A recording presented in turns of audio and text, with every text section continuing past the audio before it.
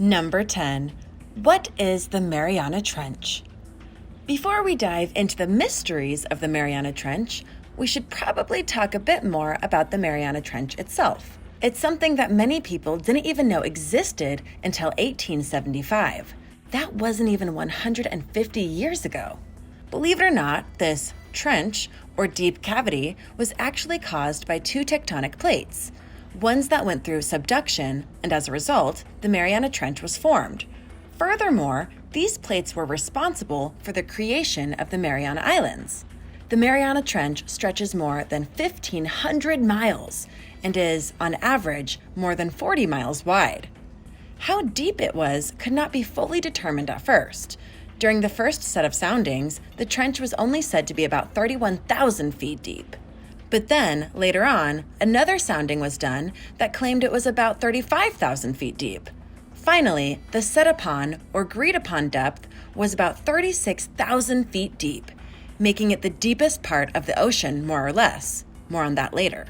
The common reference that is used to help paint a picture of how deep that is would be to visualize taking Mount Everest, turning it upside down, and dropping it into the spot where the trench is. The mountain wouldn't even touch the bottom of the trench. That's how deep it is. You'd think that because of the depths of the trench and the lack of light and heat, that there wouldn't be anything in there. But you'd be wrong. Number 9. Barrel eye fish.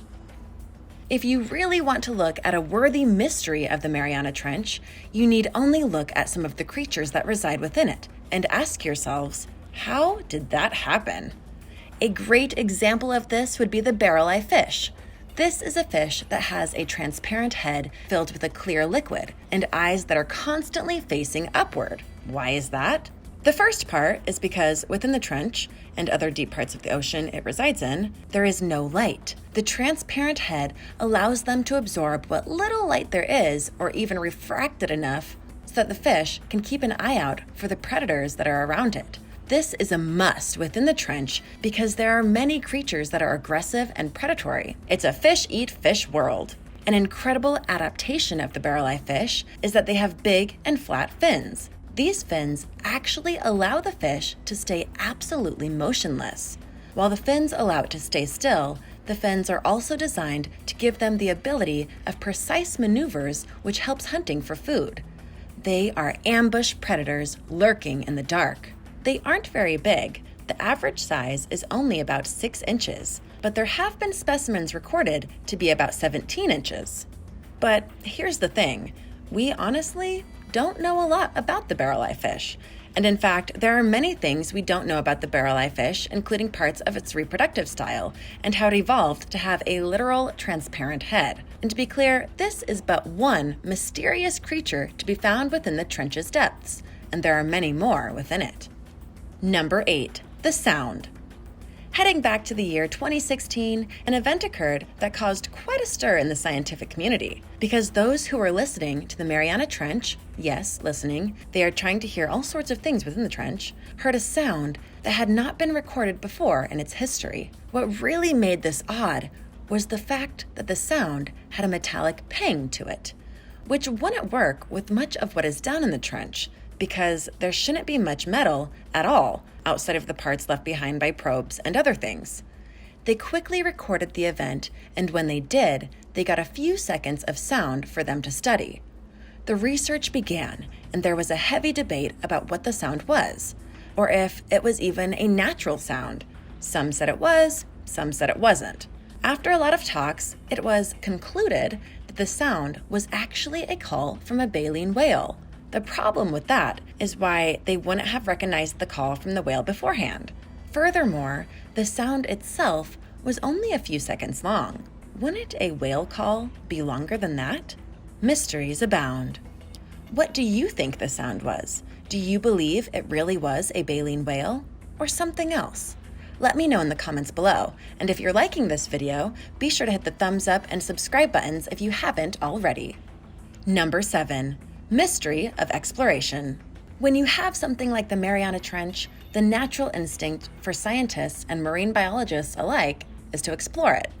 The problem, though, is that the water pressure within the trench is so intense that you need specialized equipment to withstand it. Anything less than a vessel that can handle these extremes is doomed to be crushed and its crew potentially killed. As of 2021, there have been 4 men who have gone into the Mariana Trench, and each one had a different experience in terms of how long they lasted. It's known as the Deep Sea Challenge because the challenge is seeing how long you'll last. In 1960, Jacques Piccard and Navy Lieutenant Don Walsh took a Navy sub down to the Mariana Trench for the first time ever and reached a depth of 35,814 feet. The catch?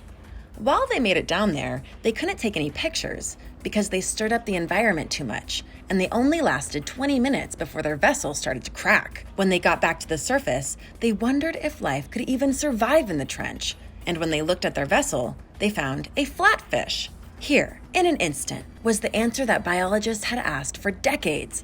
Piccard wrote, "Could life exist in the greatest depths of the ocean?" It could. Fast forward to 2012, which shows just how deep and treacherous the trench is that it took over 50 years for another true manned attempt, and James Cameron spent 4 hours on the bottom of the ocean floor within the trench, reaching 35,787 feet. He took footage of the trench via a submersible and even released it in theaters. It's James Cameron, after all. "It was absolutely the most remote, isolated place on the planet," Mr. Cameron told BBC News. "I really felt like in one day I've been to another planet and came back." Finally, in 2019, Victor Vescovo dove to a new record of 35,853 feet within the trench. And not only that, he dove to the trench 4 different times, the first person to ever do that. Now, some of you might be thinking, where's the mystery? The true mystery is that despite 4 manned attempts, and 4 successful unmanned attempts to get to the trench, we still haven't been able to explore it for meaningful periods of time. It'd be very fair to say that we've only seen fractions of the trench, and yet, even with our technology, we can only handle short bursts of exploration when we're down there due to the pressures of the water. So, when are we going to be able to truly explore the trench? No one really knows, but that in and of itself brings up another mystery of the trench. Number 6, how can life live there at all? Think about life right now, whether it be humans, animals, or plant life. There are certain building blocks, if you will, within that life that can be explained, rationalized, and even traced through evolution. However, if you were to go to the Mariana Trench, you'll find life, but life in an unexplainable kind of way. As we noted before with the barrel-eye fish, there are creatures that literally defy the logic of science in terms of their survival, because it doesn't make sense that they survive there at all.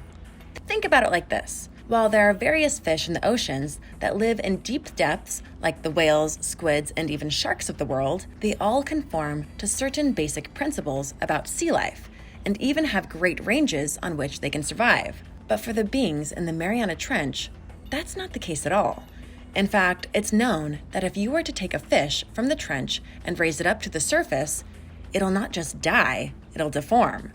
This is what led to the discovery of the blobfish, because it was from those depths, and when it rose to the surface, it looked like the squished goo that it does. So how is it possible that life can survive at such crushing pressures, with no light, with heat only coming from geothermal vents, and yet, when it's exposed to better conditions, it dies? No one knows. And that's why so many are trying to study the trench, because of what secrets it might hold. Unfolding the mystery of the dark ocean might not only uncover more efficient drugs, food, and energy resources, but also help prevent disastrous calamities like deadly tsunamis and earthquakes by timely detection, Dr. Ram Karan has said. Number 5, strange undersea volcanoes. Given the size of the trench and how close it is to the core of the Earth, in comparison to other points of water and such, there are all sorts of natural events that happen there, including geothermal vents that actually house their own unique forms of life within the trench. But it goes even deeper than that, in a mysterious way, because also within the trench are underwater volcanoes, which, on some level, isn't that odd due to how the trench is near several tectonic plates. However, the twist is that these are super hot mud volcanoes. The heat and mud that are produced by them are so unique that scientists believe that there are microbial life forms that reside within the mud that don't exist anywhere else in the world. Thus, there could be a huge biodome within the Mariana Trench that hasn't been studied at all. As if all that wasn't ominous enough for you, there are also unique volcanoes within the trench that don't shoot out water, mud, or lava, but sulfur and carbon dioxide. Why this is unknown for the most part. Number 4, how much life is in the trench? The Mariana Trench has been proven to confoundingly have life in it, and each journey down to its core shows us more and more life. But that raises the ultimate question: how much? How much life is down there? The honest answer might just be we never find out, because some of the life in the trench is too small. Bacteria, microbial, single-celled, it would take untold years to figure out, to discover it all, and map out every inch of the trench. Who knows what other creatures are out there right now? But many want to find out, especially given some of the ones that have been discovered, like number 3, living fossils. As already noted, there's a plethora of creatures within the Mariana Trench that shouldn't exist, but absolutely do. And some of them aren't just evolutionary marvels, they're living relics of history. 2 of the best examples of this come from sharks, specifically the frilled shark and the goblin shark. These 2 entities are from time periods long past, with the goblin shark tracing its line over 125 million years ago. As such, they're known as living fossils because of the history that is within them, as well as how different they are from other modern-day sharks. And that in and of itself raises a major mystery. If these living fossils are there, what else from prehistoric times can exist within the trench? The answer might just surprise us all if it's truly uncovered. Number 2, how deep does it really go? Right now, the Mariana Trench is mostly measured in regards to certain variables and tests meant to measure the sound. The deepest part is known as the Challenger Deep, but there's a problem. Mainly because due to the only light probing of the Mariana Trench, we don't really know how deep it can go. It's possible that there's a spot within the trench that can go even deeper into the earth. We just don't know. Only more exploration can determine that answer. I first mentioned that the set upon or agreed upon depth was about 36,000 feet. But is that the final answer? Or is it even possible that it goes even deeper? Number 1, a meg in the waters. Finally, we talk about a mystery that has been surfacing, pun intended, over the last few years for a very simple reason. It was a plot in a movie. In the movie The Meg, explorers at the bottom of the Mariana Trench found something that no one could have expected: a Megalodon. Yes, the legendary shark of the ancient waters. It was somehow living and caught within the trench and then freed. What's more, there were 2 of them down there.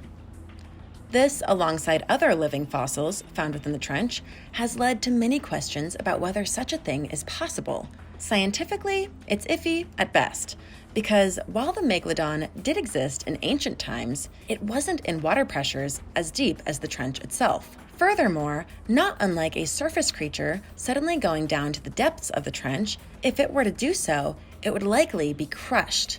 That being said, the Mariana Trench has already emphatically proven that some of the creatures that live within its depths go beyond normal science. So, is there a chance a Meg is down there? Yeah, it's possible. Thanks for watching. What did you think of this look at the Mariana Trench and how it's been both explored and yet barely touched by man? What do you think is the true biggest mystery about it? Let me know in the comments below, and don't forget to subscribe if you haven't already. I'll see you next time. Bye!